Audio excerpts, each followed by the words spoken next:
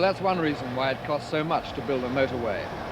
If you have to move mountains to make way for your motorway, then it's going to cost a lot of time and a lot of money. This is Westmorland, and this 3-mile stretch of the M6 is the most expensive piece of road ever built in this country. By the time it's finished, it's going to cost something in the region of £2 million for every mile. The rock blasting alone is costing £700,000. The road here has to run along the side of a mountain, and the only way to make that possible is to blast a series of shelves out of the solid rock. One shelf for the southbound carriageway, another one for the northbound, and another one for a side road to carry local traffic. And there's another expensive battle with nature to be fought here too. There's a river that zigzags all over the line of the road, and that means bridges. In just 3 miles of road, they have to bridge the same river. Here, this bridge is costing £85,000, and here, this one will cost £150,000, and here, £400,000, and here, a cool £500,000. And there are 6 more bridges, all costing the same kind of money. It all adds up to £3 million on knocking down rock and putting up bridges before a single inch of road can be laid.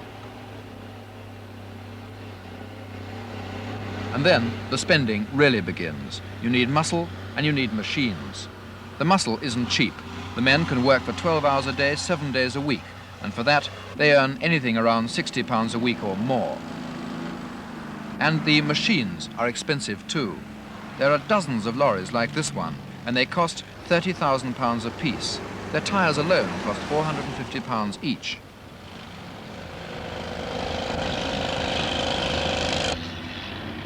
Each of the partners in this elephant waltz cost another £27,000, and again there are dozens of them.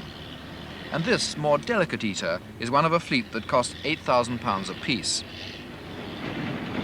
Every lunge by the bulldozers, every grab by the excavators means money. And every new inch of this piece of motorway costs over £30. Every yard costs over £1,100. Every mile costs £2 million. But however expensive this piece of M6 may be, it is at least being built, and it's got past the intense opposition that every motorway meets in its planning stage. A Minister of Transport once said that we all want motorways, but we all want them to go through somebody else's back garden. And every time the plan for a new motorway is published, then the battle begins. The objections pour in, then come the public inquiries, and so on. It all takes a lot of time. And a very good example of just how much time it can take is here, just outside London, on the M4. This is supposed to be the London to South Wales motorway, but all it's managed to do so far is to get to here, just 30 miles outside London. It does pick up again 70 miles in that direction towards Bristol, but it's that 70 miles in the middle that have caused all the trouble. Since 1961, they've tried time and time again to cross this gap between Bristol and Maidenhead with motorway. They planned a north route and modified it and scrapped it. They tried a south route and modified it and scrapped it. They tried a direct route, and that too ran into public protest, and it was modified. Every route they put up ran into a minefield of new protests. There was one here from the borough of Swindon.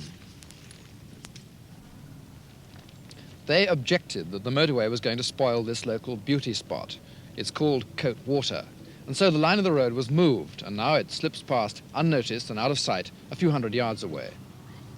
It was horses who made problems for the motorway here.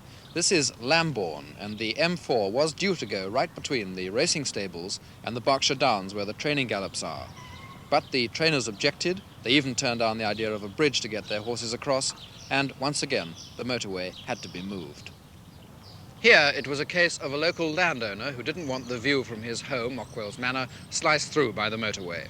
He protested, and when it was decided to move the line of the road nearer to a local village, there were counter-protests from the Village Preservation Society, the Rural District Council, and the National Trust. It took 9 months to sort this one out, and once again the motorway had to be moved. Swindon, Lambourne and Ockwell, just 3 of the hundreds of objections that made the building of this motorway an 11-year job.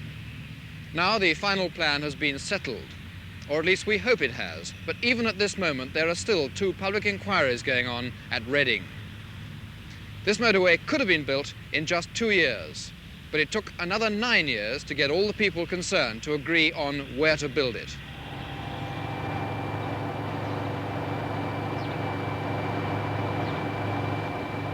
There's no doubt about it. The motorways have already proved a boon to the British. But what about the British themselves? How do they use their motorways? Take, for example, the 70-mile-an-hour limit. Everybody accepts that since it's been introduced, it has cut down motorway accidents. Everybody accepts this, but how many people act accordingly? Well, let's just see. Let's try driving at 70 miles an hour for a few miles and see how many people overtake us. Now here comes a Lancia, I think it is. It's quite full of people, 4 people in it, and going quite fast, this one. I should say 80 plus, probably, pulling smoothly past. Wondering a bit why the camera's on them, I think. And there's an Austin Maxi coming up now, nudging up gently, steadily. Again, 75 to 80, I think. One man driving, wearing a wind cheater. There he goes. Behind him comes a Hillman. This one's full of family. There's a Triumph here following us and thinking about it, I think. He's easing up very slowly, but he doesn't want to go too fast, it seems. And he's being pushed by a big Jaguar, which is sitting right on his tail, about half a second behind him, no more than 15 feet. The Triumph's decided to make a pass at it, and he's going through, again, no more than about 5 miles an hour more than we're doing, I'd say. Holding level with us, which is slightly alarming. I'd be happier if he'd go right past us, I think. Now here comes the Jaguar, a big white one with a young family in it. Again, about 75 miles an hour, not much more. Well, there you are. We've been going for about 42 miles. We have been passed by quite a few cars, but none of them going terribly fast. And it looks as though the general consensus among people who do break the speed limit is that 80 to 85 really is about enough. And you have to remember that for all the cars that have passed us, there have been a great many more that haven't. Perhaps for every one that's passed us, there have been 30 that haven't. So it would seem that speeding really is the exception on the motorways. But there is one driving sin that we nearly all commit on the motorway: bunching, driving too close behind the car in front. This performance is repeated at 5 o'clock every weekday. It's the homeward rush, with commuters almost pushing each other down the motorway, and it's a rich source of accidents. Do you remember last winter? Pictures like this were appearing all the time. One after another, cars piled into each other in concertina crashes, and all because we drive too close together on the motorways. But don't just take my word for it. Listen to this. Those noises you can hear are signals coming into this computer at the Road Research Laboratories from electronic detectors buried under the M4. They're telling the computer how many cars are passing, how fast, and how far apart. Now, the assessment of this information is in its early stages. But one thing has been clear all along. There are too many drivers who are too close behind the man in front. There are even people who are doing 70 less than a second behind the next car.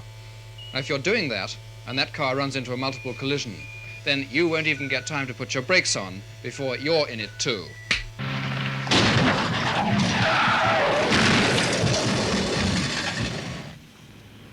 Another major hazard: cars that run out of control and smash their way right across the middle of the motorway and into the oncoming traffic. The problem here is that the central reservation, the bit of grass down the middle, is too narrow. It's too late to make it wider now that the motorways are built, so the only hope is crash barriers. And at the Road Research Laboratory, they're spending £2.5 million a year finding ways to prevent crashes.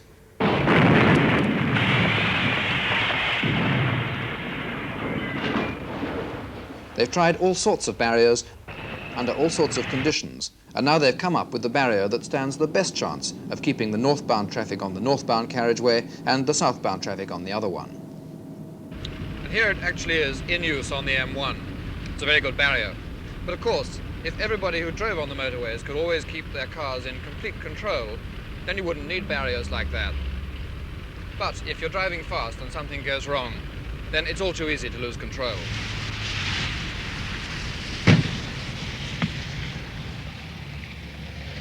One of the problems about high-speed motoring, especially in the wet, is that if you do have to brake, it's very easy to skid.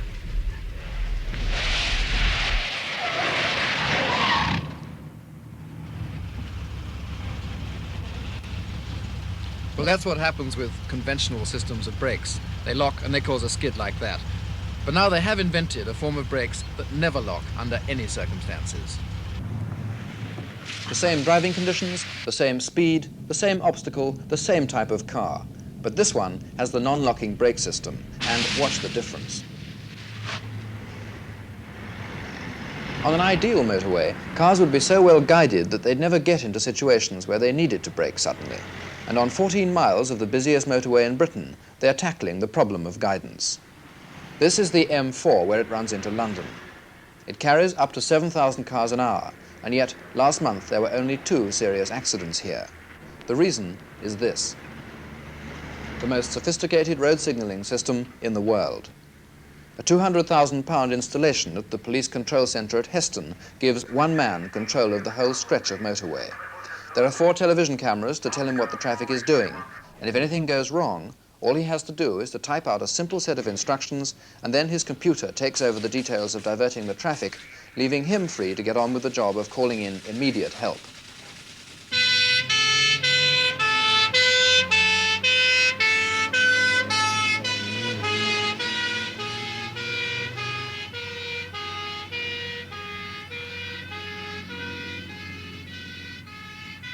Even while we were making this film, this accident happened right under our cameras, and all the machinery of motorway rescue was called into action.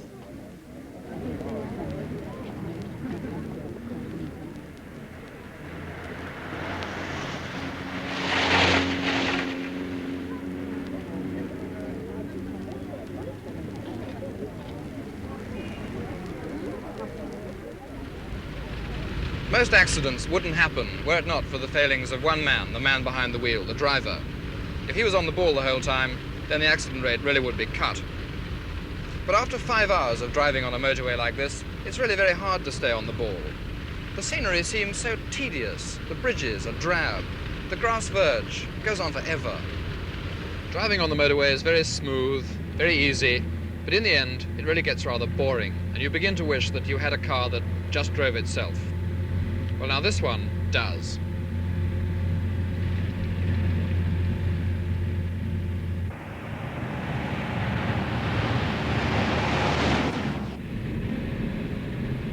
This is another project of the Road Research Laboratory, the car with the built-in chauffeur. There's a magnetic cable buried in the road surface, and the car has 2 sensing devices that do all the steering for you. It's some way yet from general use, but it's coming. And this system, where you just drive onto the motorway, dial your destination, and let the car do the rest, is probably the answer for the motorway of the not-too-distant future.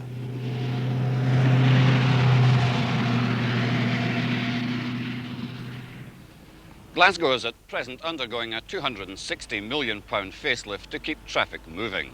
This is the Kingston Bridge, a 10-lane highway that will eventually straddle the River Clyde. This will be the showpiece of the city's 56 miles of motorway that will carry traffic into the next century. By that time, 4,500 families will have had their homes demolished so that roads can cut not only through the heart of the city, but round it as well. In 1975, only 12 miles of this vast motorway complex will have been completed, and they'll need every inch of it. For a report suggests that by the end of this century, the volume of traffic on Glasgow's roads alone will have increased by 350%. The £5 million Mancunian Way, Manchester's first real gesture to the age of the city motorway.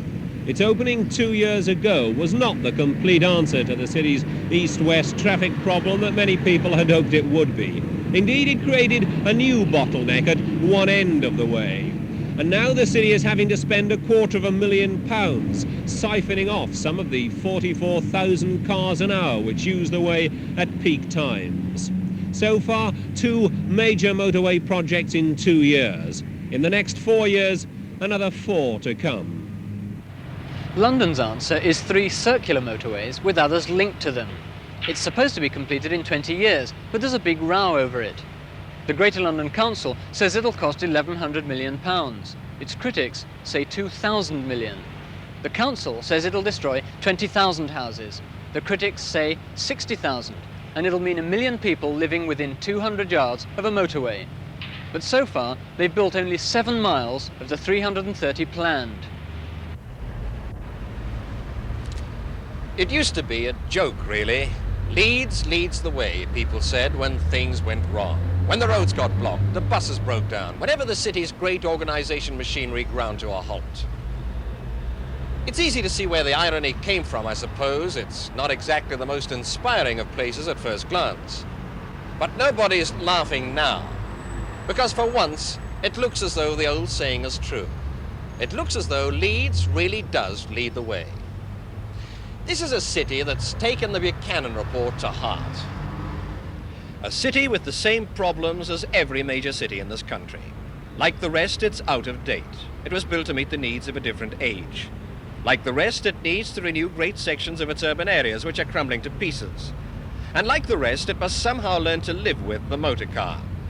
Its main shopping street, for example, the street that forms the main pedestrian boulevard, also carries the bulk of through traffic from east to west. In this motorized age, it's hopelessly inadequate.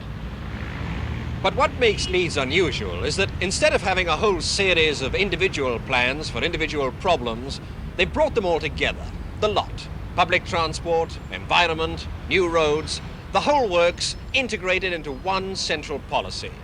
A policy that makes the planners feel they may have hit upon the answer. New roads, new parking facilities, improved public transport, and a much stricter control on the volume of traffic. Basically, that's it. The crux of the problem as Leeds sees it. You see, the cold fact is that if nothing were done, Leeds, like every other city in Britain, will be choked to a standstill by the turn of the century. So, first you build new roads right into the heart of town.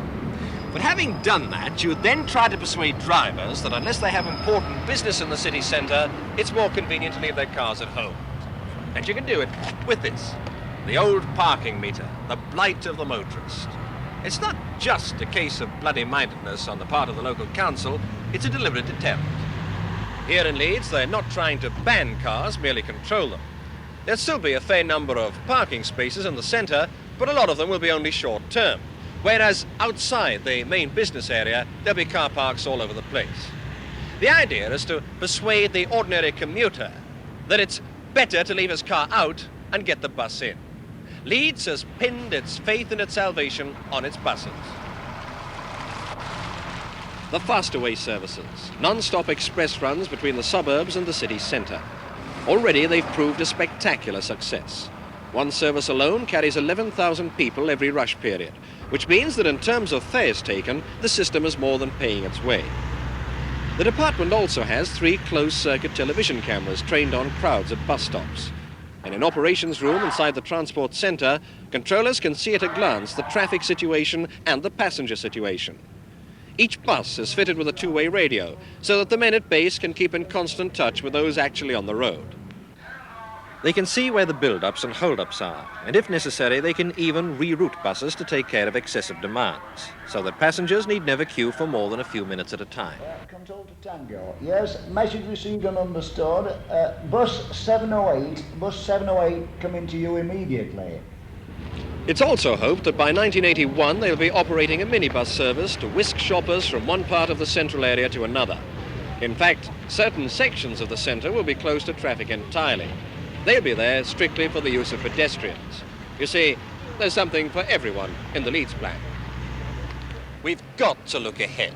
Not just 10 years or 20 years, 50 years. We've got to make sure that when the next half-century comes around, people will still be able to live together with some semblance of order and sanity.